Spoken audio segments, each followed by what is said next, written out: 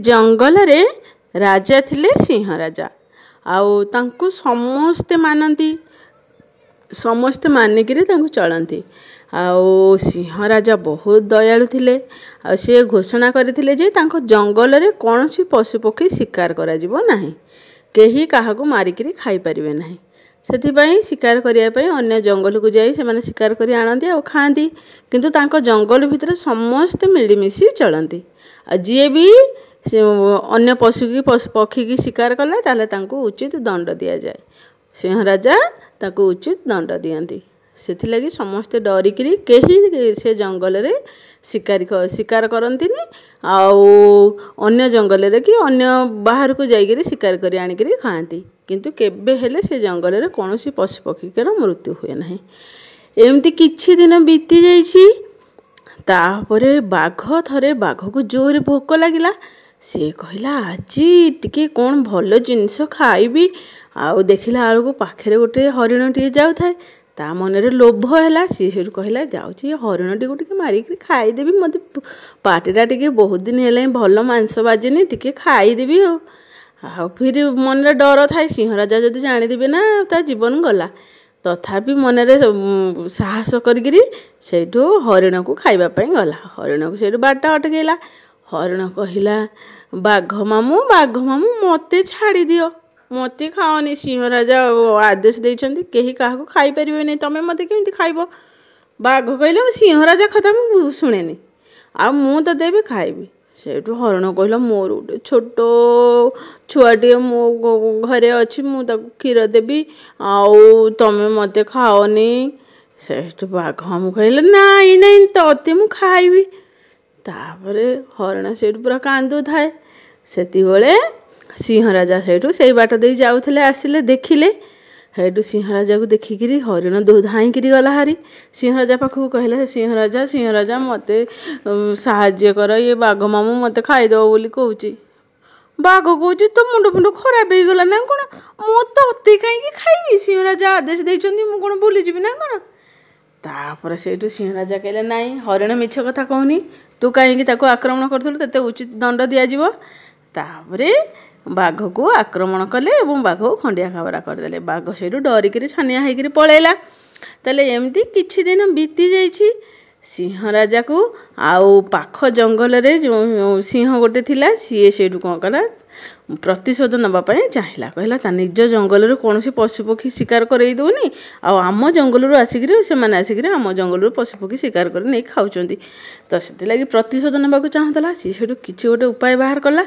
आउ सिंह राजा को पाने दब बोली चेष्टा कला तापरे गोटे बड़ गातटा होता सिंह राजा एमती थरे जाऊ जाऊ जाऊ जाऊ से गात देहरे पड़गले सी से फायदा उठेला पाख जंगल रे थिबा सिंह राजा सेठू आसिले आउ कहले तू से गात भितर पड़ी था आ तो जंगलर अवस्था मु कौन करुच्ची देख सिंह राजा कहले नाई नाई मो जंगल को तू छाड़ी दे मो जंगल मोर बहुत जीवन पूरा मो पूरा मुझे बहुत भल पाए मो जंगल को मो जंगलर पशुपक्षी मान तू एमती किसी कर तापरे से अन्य सिंह राजाटी से कहला नाई नाई तते मु उचित शिक्षा देवी मो जंगल पशुपक्षी मारी खाई दौच निज जंगलर पशुपक्षी की सब रखिकी बसुच तते उचित शिक्षा दिज्व हेटू से गात भितर पड़िकी रही था आउ देख मुझे सबू तो जंगल को ध्वंस करती कहीकि पूरा रागिकी आसला आसिकी से गोटे सभा डाकिला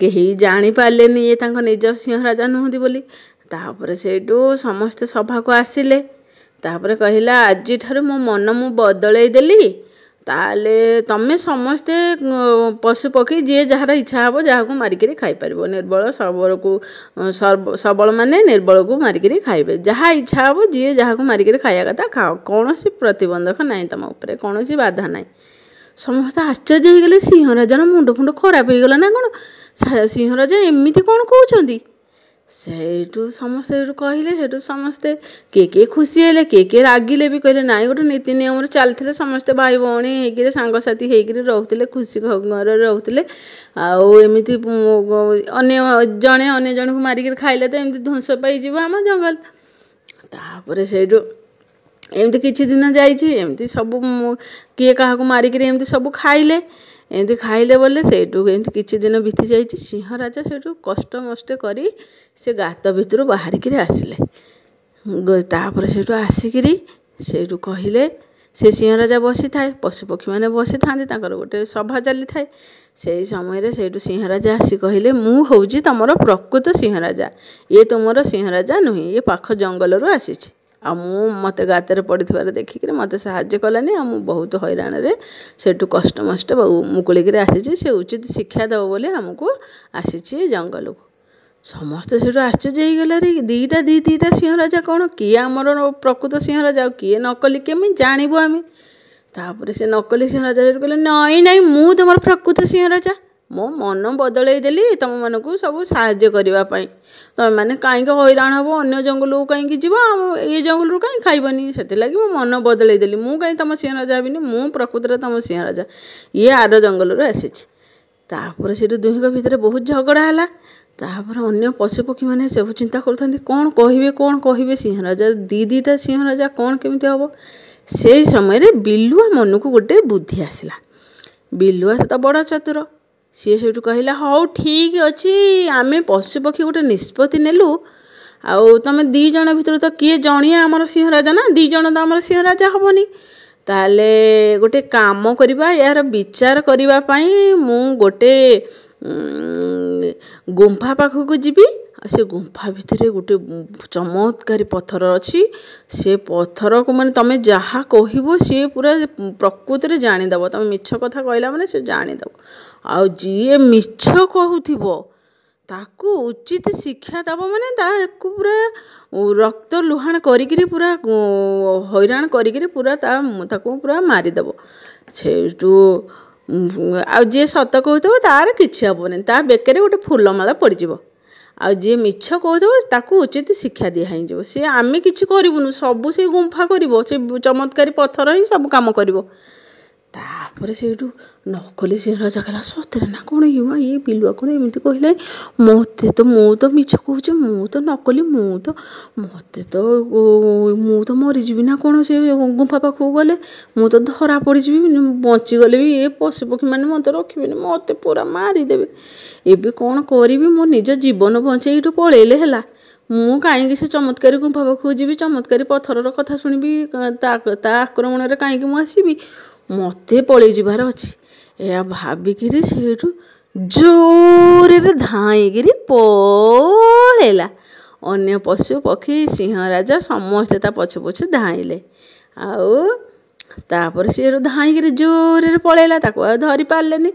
ତାପରେ ସେଇଠୁ ସିଂହ ରାଜାକୁ ସମସ୍ତେ କ୍ଷମା ମାଗିଲେ, କହିଲେ, ସିଂହ ରାଜା ଆମକୁ କ୍ଷମା କର, ଆମେ ଜାଣିପାରିଲୁନୁ, ଆଉ ସେ ନକଲି ସିଂହ ରାଜା ବୁଦ୍ଧିରେ ପଡ଼ିକିରି ଆମେ ଏମିତି ହଇରାଣ ହେଲୁ। ତାପରେ ସିଂହ ରାଜା କହିଲେ, ନାଇଁ ତମର ବି କ'ଣ ଭୁଲ, ଆଉ ସେ ତ ପୁରା ମୋ ଭଳି ଦେଖିବାକୁ ଥିଲା ନା, ସେଥିପାଇଁ ତମେ ଚିହ୍ନି ପାରିଲେନି। କିନ୍ତୁ ନିଜର ସୁରକ୍ଷା ନିଜେ କରିବ, ନିଜକୁ ଯେଉଁଟା ଠିକ୍ ଲାଗିବ ସେଇଟା କରିବ। ମୁଁ ଖାଲି କହିଲେ ତମେ ସେଇଟା କରିବ? ସବୁବେଳେ ନିଜର ବୁଦ୍ଧି, ନିଜର ବିଚାରବନ୍ତ କଥା ଦ୍ୱାରା ନିଜେ ହିଁ ଆଗକୁ ଯିବାକୁ ଚେଷ୍ଟା କର। ଆଉ ସିଏ ନକଲି ସିଂହ ରାଜା କହିଦେଲେ ବୋଲି ତମେ ନିଜକୁ ମାରିକିରି ଖାଇଲ, ଏଥିରୁ କ'ଣ ଲାଭ ମିଳିଲା? ତମ ନିଜର ବଂଶମାନେ ନିଜେ ହଇରାଣ ହେଲେ, ନିଜେ ମୃତ୍ୟୁ ମୁଖରେ ପଡ଼ିଲେ। ତେଣୁ କେବେ ହେଲେ ଏମିତି କରିବନି। ଆଉ ବିଲୁଆର ଚତୁରତା ପାଇଁ ଆମ ସମସ୍ତଙ୍କର ଜୀବନ ବଞ୍ଚିଲା। ତେଣୁ ବିଲୁଆକୁ ସାବାସ ଦେବା ଜରୁରୀ। ବିଲୁଆ ସତରେ ବଡ଼ ଚତୁର।